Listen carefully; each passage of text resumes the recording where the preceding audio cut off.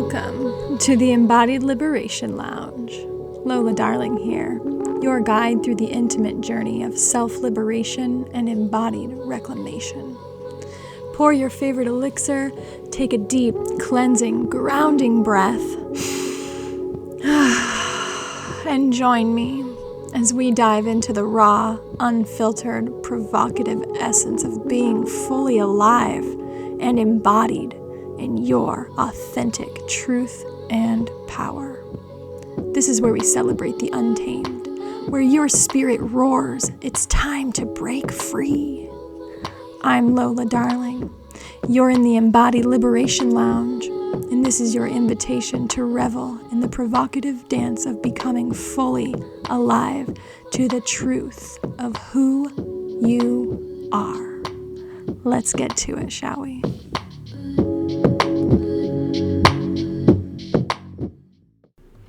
Hey lovers, I'm pretty fired up today and ready to dive into a juicy topic on embodiment and integration that is really around the lines of wholeness versus goodness, because I feel like a lot of us have been programmed or are moving through this life in these bodies from a place of trying to be good rather than a space of feeling whole.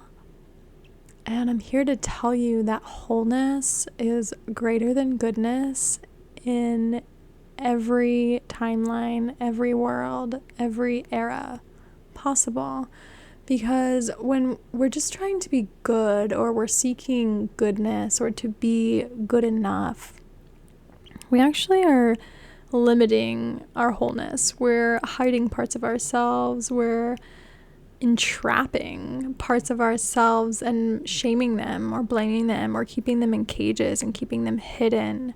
When in full truth, it is in our wholeness that we actually become more of ourselves, for one. But when we're in our wholeness, it's actually where we become more magnetic. It's where we are opening ourselves up to actually become a match for our biggest dreams and our wildest desires.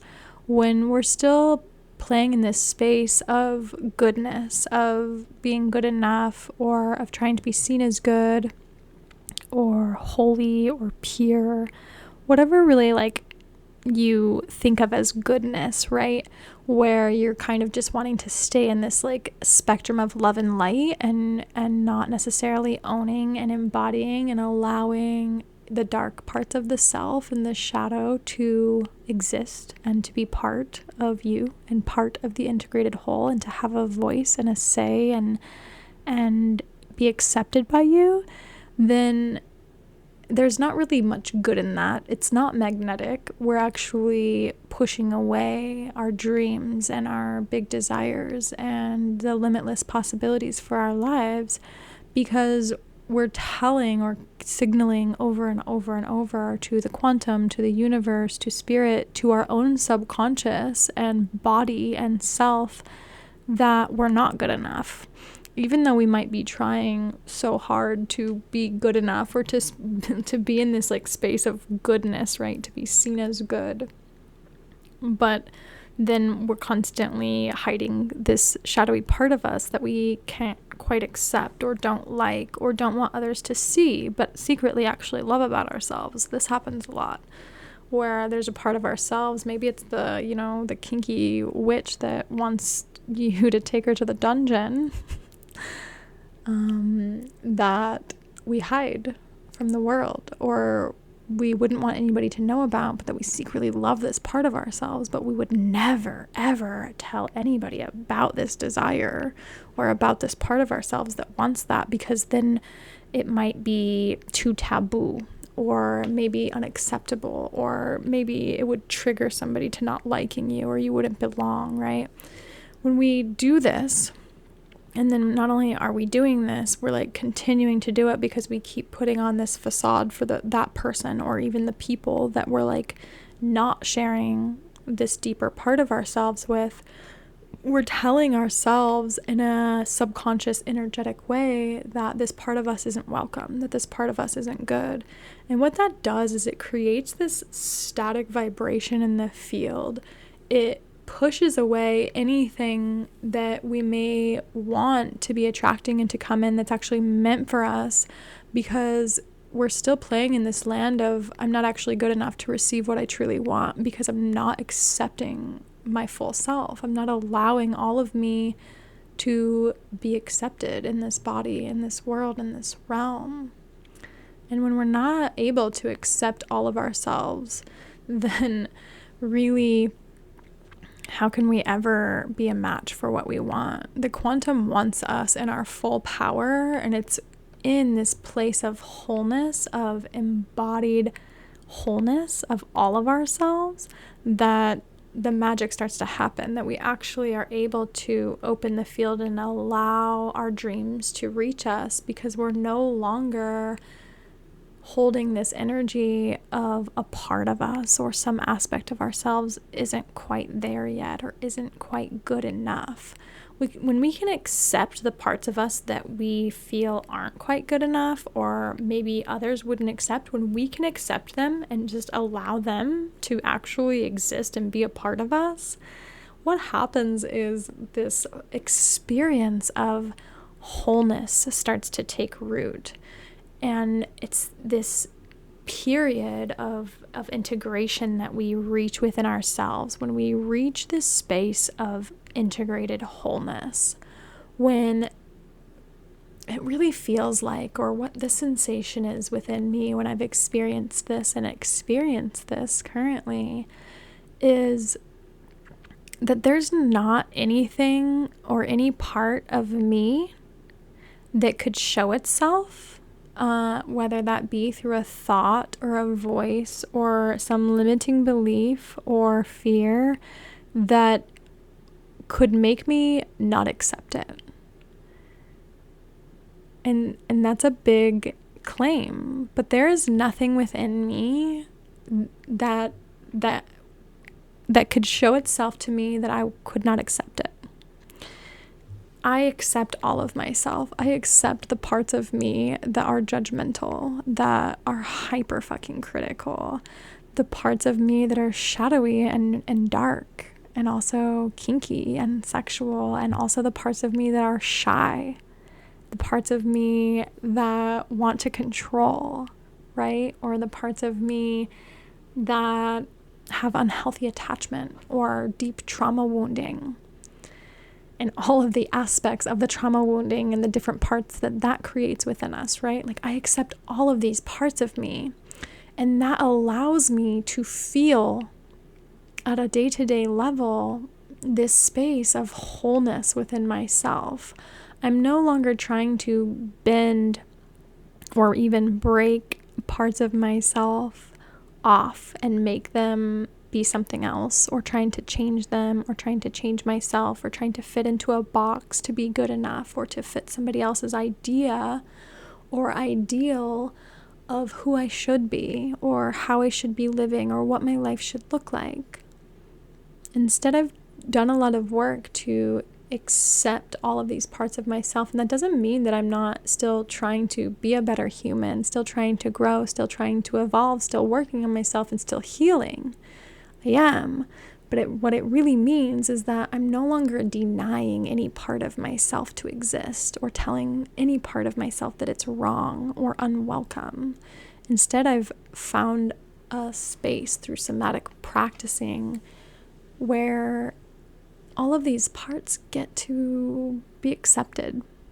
They get to be accepted as part of me. And that's kind of the work that happens on the journey to wholeness. It's really learning to own our shadows and the light. And that doesn't mean that we're no longer healing, or we're done evolving, or we're done, with personal development or growth or any of that. It just means that I'm choosing right now to own all of me. And that means owning all of the shadow and the darkness and all of the light and the goodness, rather than just trying to play in the goodness or just trying to play in the light. this doesn't make us whole. Wholeness is both. Wholeness is the duality of self. And it's only through wholeness that we really are able to come to a place of full embodiment and therefore liberation. Because if we're still tiptoeing around our shadow or hiding it or denying it, we're not liberated. We're still in this space of control and trying to control aspects of ourselves instead of just allowing them to be. And this means that we may not always be seen as good by others or light. Sometimes others are going to see our shadowy aspects and our darkness, and they may not like it. But I'm telling you that existing from this space of wholeness is way more authentic than pretending to always be good. And authenticity is really where the success in embodiment is. It's owning all of yourself and allowing the wholeness to exude through you. And that's the magnetism, and that's the manifestation, and that's when we become a match for our wildest dreams, desires, partners, loves, lives that we want. Really, it comes down to full allowance, right? As I've said. But when we only own and take power and empowerment from the parts of us that we love or that we enjoy or that are seen as like the good qualities, we're actually abandoning ourselves in ways because we're abandoning the shadow part of ourselves or the underworld or the lower body even, if we are somehow convinced that, sexuality is bad or creativity isn't, like if we have this belief that we're not creative, we may constantly see that part of us is in a cage. Rather than being good, it's like encaged and we're thinking of it as bad. Therefore, we're abandoning our full self. We're abandoning our truth. We're abandoning parts of ourselves that actually exist from the core of who we are and from our life force, and that are intricately designed to help us evolve and to help us navigate through this world as more embodied creatures. And the more we ignore them or avoid them, the longer our journey takes towards evolution, because we're not allowing the duality of self to play in the magic that is the duality of this world. You can't just see the world around us that is wholly dualistic in all of its attributes and aspects, and all of the humans around you. Like, you can see in other people the good and the bad, and so why would anybody be any exception to this? We all, every single human on this planet, has a shadow and a light. We all have both. And the faster that we can all actually come to this space of allowing that in ourselves and in the world around us, the faster we all evolve, because it actually removes the resistance that we've created through categorizing things as acceptable or unacceptable, as good or bad, and bad being unacceptable, right?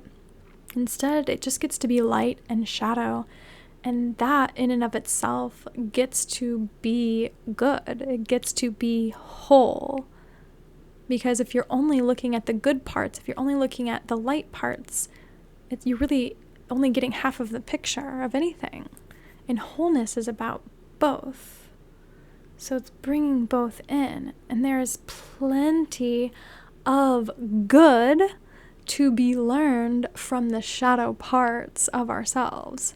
So within the shadow, there's actually all of this goodness. It's like the yin-yang symbol, right? And this duality. It's like within the shadow part of ourselves, there's also light from within that. There's all of these lessons and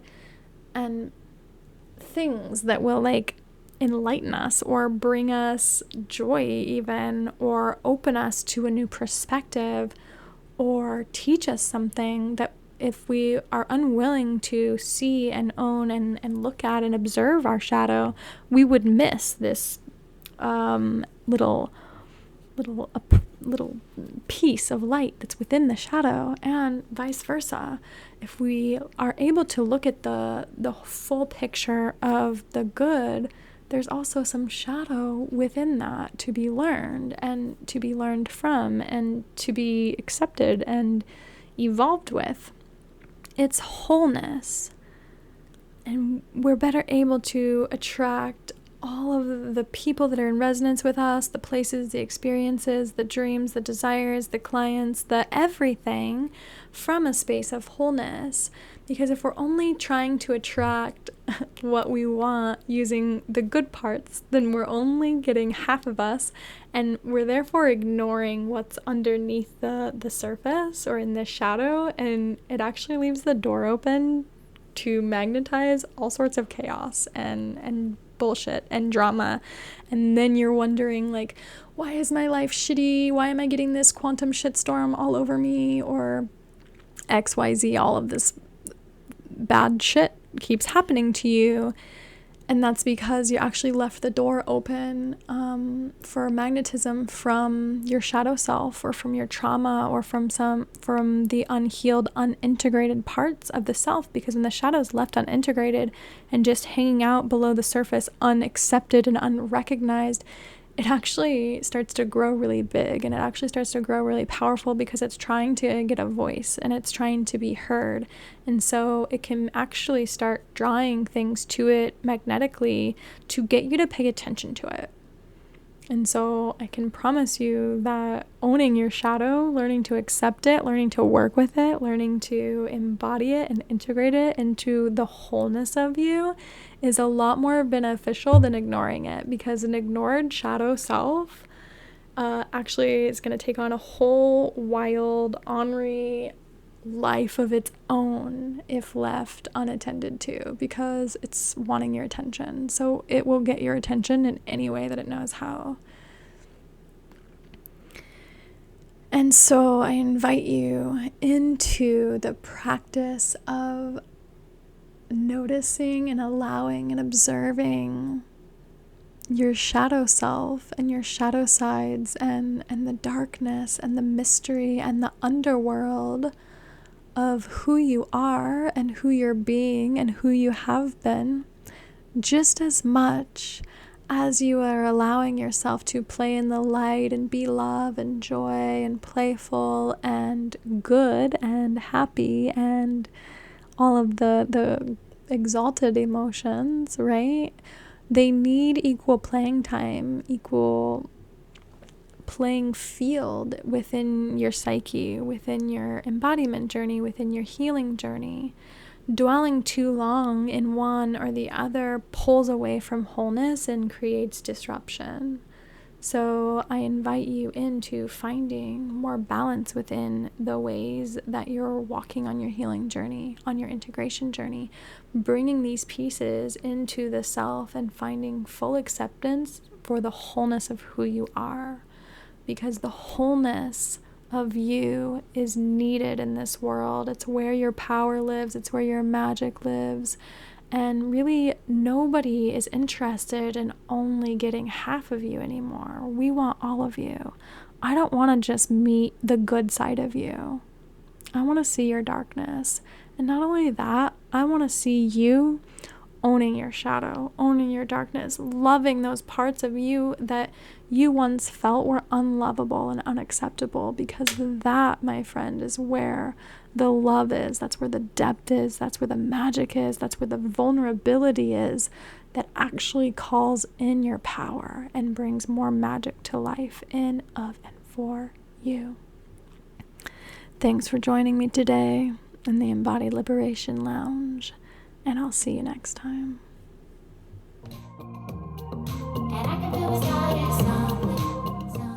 Romantic and rebellious ones, thank you for sipping from the provocative cup inside the Embodied Liberation Lounge.